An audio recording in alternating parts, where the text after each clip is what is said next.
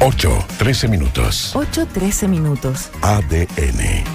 Bueno, y a esta hora volvemos a revisar, a analizar el tema previsional. Ya contábamos que ayer la Comisión de Trabajo del Senado despachó la reforma previsional, hoy día se sigue viendo en la Comisión de Hacienda, y todo esto en medio del ruido que ha generado la idea de un inversor estatal, una especie de AFP estatal, que es una idea que el gobierno propondría formalmente a partir del mes de marzo. Bueno, temas que queremos conversar con quien no solo fue integrante de la Comisión de Expertos para la Reforma al Sistema de Pensiones, es también director ejecutivo del Centro de Estudios Financieros S Business School de la Universidad de los Andes, economista Cecilia Cifuentes. Gracias por acompañarnos a esta hora en ADN. Cecilia, bienvenida.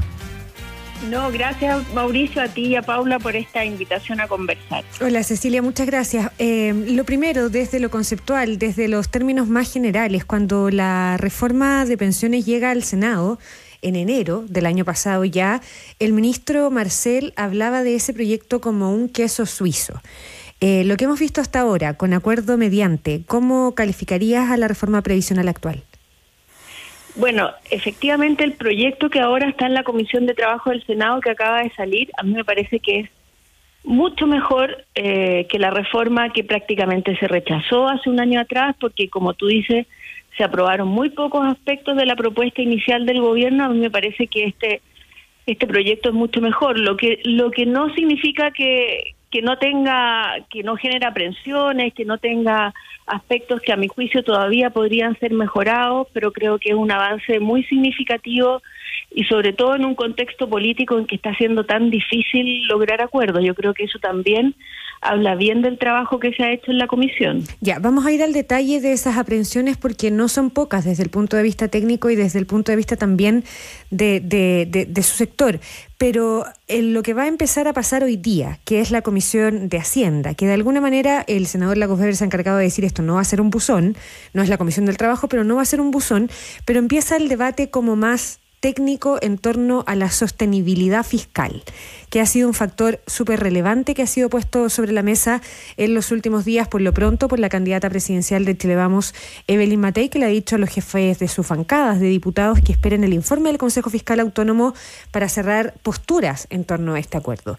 ¿Qué hay que decir en relación a eso, a la sostenibilidad fiscal? Porque el ministro de Hacienda ha ido contestando las críticas y ha ido enfrentando los cuestionamientos. Yo no sé si hasta acá ha sido suficiente.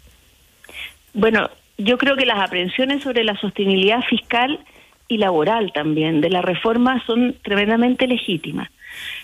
Aquí tenemos una situación y al final esto nos lleva a la discusión del crecimiento económico, porque la verdad que cuando uno hace estimaciones de mediano plazo con cifras de crecimiento de 2% por año, que por lo tanto acota el crecimiento de los ingresos fiscales y también dificulta el crecimiento de los salarios reales, yo creo que efectivamente se generan temores de que esta reforma sea sostenible en el mediano plazo. Ahora, el tema es que ese es una aprensión o un temor que existe bajo cualquier escenario. O sea, si nosotros nos vamos al punto de decir, bueno, que los 6 puntos vayan a capitalización y que los beneficios se paguen con gasto público, las aprensiones fiscales se mantienen. Si decimos no hagamos nada, dejémonos tal como está, yo creo que también existen temores fiscales, porque ahí vendría una fuerte presión por más reajustes a la PGU, que es en lo único que el mundo político se pone de acuerdo. Entonces aquí el tema de fondo es que este país no puede seguir creciendo al 2%.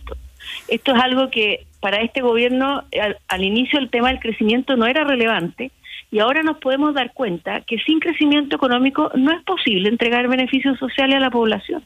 La economía no da la capacidad del mercado laboral para absorber un aumento de costos salariales de esta magnitud, no da la situación fiscal. En los próximos 25 años el número de jubilados va a crecer en Chile a un 3% por año, solo el número. Entonces, solo por el tema de número, el gasto del pilar solidario en la PGU va a generar una presión sobre las finanzas públicas. Entonces aquí, ojalá es que a partir de esto lográramos generar un consenso en el país para buscar políticas pro crecimiento y el proyecto de permisiología, por ejemplo, fuera mucho más ambicioso de lo que está haciendo. Ahora, en paralelo a todo esto, aun cuando desde diferentes sectores se ha valorado el solo ánimo de tratar de alcanzar este acuerdo, sí ha habido algunas críticas, particularmente hemos escuchado, por ejemplo, desde gremios del empresariado, señalar que el costo, sobre todo para las pequeñas y medianas empresas que va a tener en el mediano plazo esta reforma previsional, el aporte que ellos van a terminar haciendo, más allá de todos los cálculos que se han hecho desde el gobierno, podría afectarles gravemente. Y se plantea, entre varias otras cosas, que esta reforma previsional, tal como está diseñada, podría empujar más empresas a la informalidad. ¿Es así? Efectivamente ese riesgo existe. Ahora, aquí hay que considerar que esta discusión de aumentar la tasa de cotización con cargo al empleador tiene 10 años. O sea, hace 10 años que sabemos que necesitamos aumentar la tasa de cotización. Entonces, en algún grado, esto debería estar relativamente internalizado. Lo que no quita que en un contexto, y por eso volver al crecimiento es inevitable, con una economía creciendo, bueno, para las pymes incluso es factible absorber estos aumentos de costos laborales. Pero yo creo que sí, que tenemos riesgos en ese tema. Ahora, el tema es que ese riesgo, como te decía antes, entonces decir, bueno, como tenemos este riesgo, no hagamos nada con las pensiones cuando sabemos que tenemos una tasa de contribución que es insuficiente para generar pensiones razonables.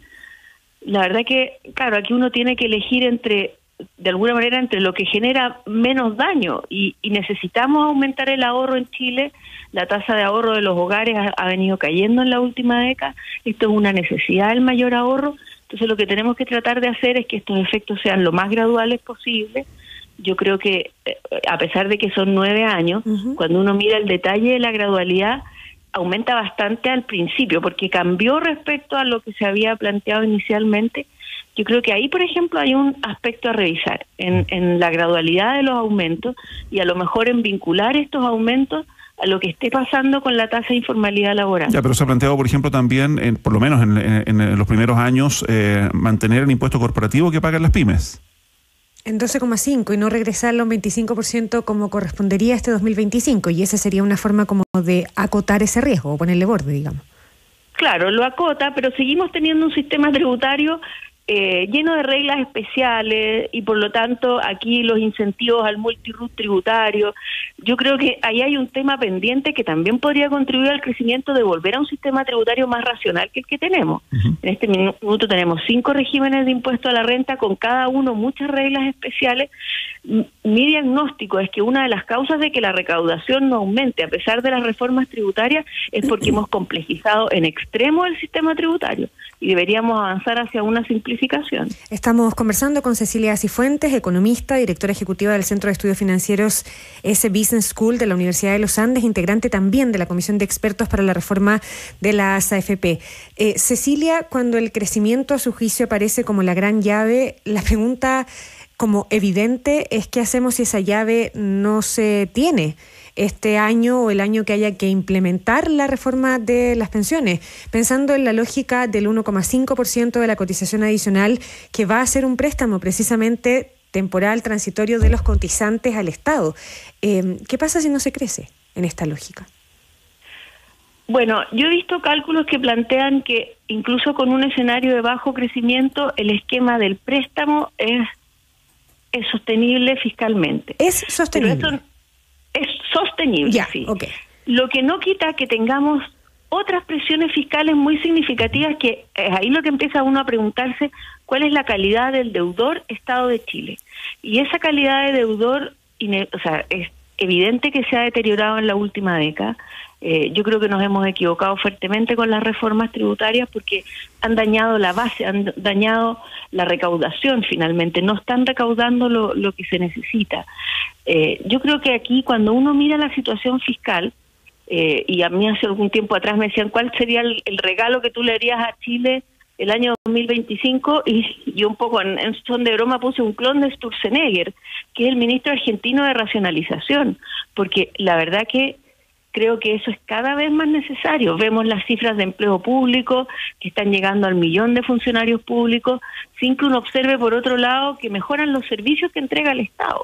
Entonces aquí hay un tema de es casi un tema de ética en el fondo, de decir, a ver, estamos con un problema país, no estamos entregando a la sociedad los bienes sociales que se están demandando, y por otro lado el Estado crece y crece, pero no entrega mejores servicios. Yo creo que la necesidad de racionalizar el gasto es tremendamente relevante. Y sobre la fórmula misma, Sobre la fórmula misma, los 8 puntos, el aumento en los puntos de cotización adicional, 1,5% a este préstamo que ya decía yo, los cotizantes le vamos a entregar al Estado. ¿Cuál es su opinión sobre la fórmula misma? ¿Era la mejor fórmula a la que se podía llegar desde el punto de vista técnico e incluso político? A ver, aquí es un poco más largo, porque la verdad es que cuando uno lo analiza desde el punto de vista macro, yo creo que aquí la reforma del gobierno partió con un error grueso de diagnóstico, porque ignoró completamente que se había creado la PGU a fines del año 2021 y eso había cambiado en forma radical la situación de los jubilados. Se inició esta reforma sin que conociéramos tasas de reemplazo, fue toda una presión al gobierno para que diera a conocer las tasas de reemplazo que estaban obteniendo los jubilados y nos encontramos que eran muy altas, sobre todo de las personas que han cotizado muy poco. Entonces, cuando uno ve un país que no crece, que necesitamos aumentar el ahorro en forma urgente, que hemos deteriorado fuertemente el mercado de capitales, la verdad que desde el punto de vista técnico, yo creo que lo razonable es que los 6 puntos fueran a capitalización. Pero el problema es que aquí había una promesa política y la oposición también se sumaba a esa promesa de seguir subiendo las pensiones actuales. Eso era como un dato. Y yo creo que es cuestionable, pero habría que volver mucho más atrás para... Yo creo que no hay espacio macroeconómico en Chile para seguir subiendo las pensiones actuales si el país no vuelve a crecer. Pero eso ya estaba establecido, que había que mejorar las pensiones actuales. Y dada esa restricción, yo creo que esta fórmula que se está planteando es razonable, dada esa restricción, porque logra mejorar las pensiones actuales, pero solo de aquellos que han contribuido un tiempo suficiente. El resto ya están recibiendo la PGU, que además va a subir la PGU. Sí, claro. Entonces, en ese contexto y dada esa restricción, yo creo que es razonable lo que se está planteando, porque haberlo hecho todo vía gasto público nos pone frente a la debilidad fiscal que tenemos.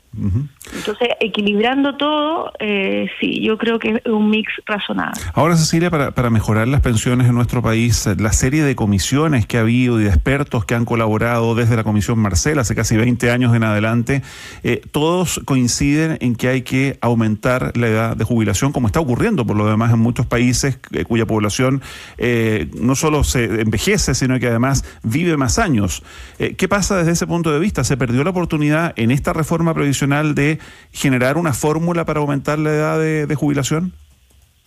Efectivamente se perdió y aquí falta liderazgo político. Ahora, al menos hay algo en esta materia, algo que yo considero importante, que es este que se llama el bono tabla, que mejora las pensiones de las mujeres siempre y cuando jubilen a la misma edad que los hombres. O sea, hay una señal bien potente hacia las mujeres de postergar la jubilación. Eso es algo en esa línea, pero comparto que aquí se están perdiendo oportunidades porque, de hecho, cuando se creó la PGU el año 2021, hubiera sido muy razonable en ese minuto, dado que se estaba dando un beneficio tan generoso, haber dicho, ok, vamos a entregar esta PGU, pero la edad de entrega de la PGU se va a vincular a la expectativa de vida, en el sentido de que ahora se entrega a los 65, en 2 años más, a lo mejor a los 65 años y medio, y de esa manera ir dando las señales a la economía de que tenemos que postergar la edad de jubilación.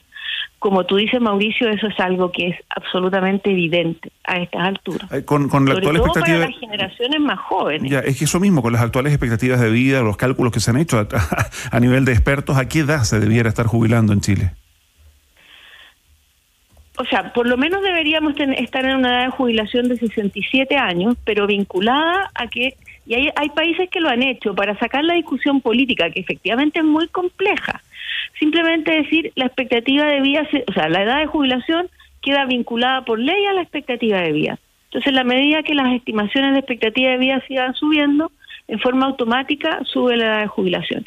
Esto no basta, porque yo ya me imagino la respuesta que puede estar pensando la gente, ¿y dónde encontramos trabajo? Y eso es súper relevante también, o sea, no basta con subir la jubilación, aquí hay que hacer ciertas adecuaciones en la legislación laboral también, para permitir que efectivamente las personas puedan prolongar su vida activa. Ya, vamos a seguir este debate que parte hoy en la Comisión de Hacienda del Senado. Entonces, Cecilia Cifuentes, economista, directora ejecutiva del Centro de Estudios Financieros S Business School de la Universidad de los Andes, integrante de la Comisión de Expertos para la Reforma de las AFP. Gracias por esta conversación con ADN hoy. No, muchas gracias.